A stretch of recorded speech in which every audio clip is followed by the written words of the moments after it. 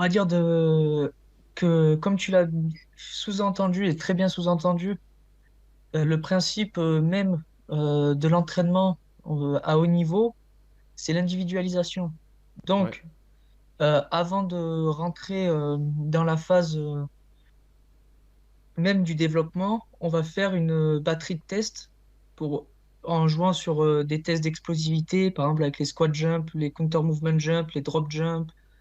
Après, on va faire des tests de vitesse, mhm, que ce soit vitesse spécifique ou non, des tests pour le corps, donc les abdos, ouais, des tests de force, des tests d'endurance, de souplesse.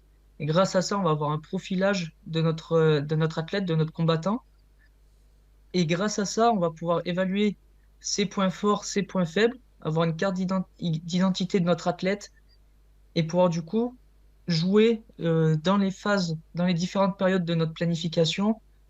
On va pouvoir dire, ben là, on est loin du combat, et ben on va jouer sur le développement de tes points faibles pour te rendre plus complet.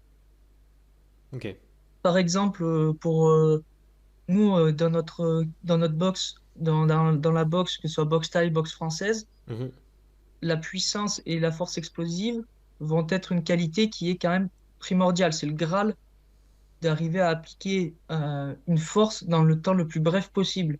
ouais, Si on se réfère à à la définition de la force explosive, c'est ça. Donc, causer le plus de dommages, en quelque sorte. hmm, Et du coup, si on se réfère dans ces cas-là, il faut du coup avoir une grande accélération, une bonne accélération sur une charge donnée dans le temps le plus court possible. ouais, Et du coup, on peut faire, quand on a le matériel possible, donc notamment avec des machines isocinétiques, des profils force-vitesse.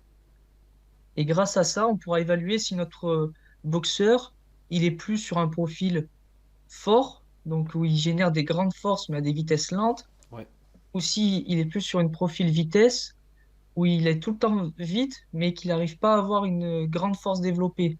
hmm, Et par rapport à ça, si notre boxeur, il a, il est très vif, mais qu'il n'y a pas beaucoup de force, peut-être du coup, en PPG, chercher à augmenter par des cycles de force sa force pour du coup que son RFD, donc le taux de force développé, soit plus important et qu'il ait un plus grand pic de force. ok, Essayer après de le transférer à son geste sportif en préparation physique spécifique.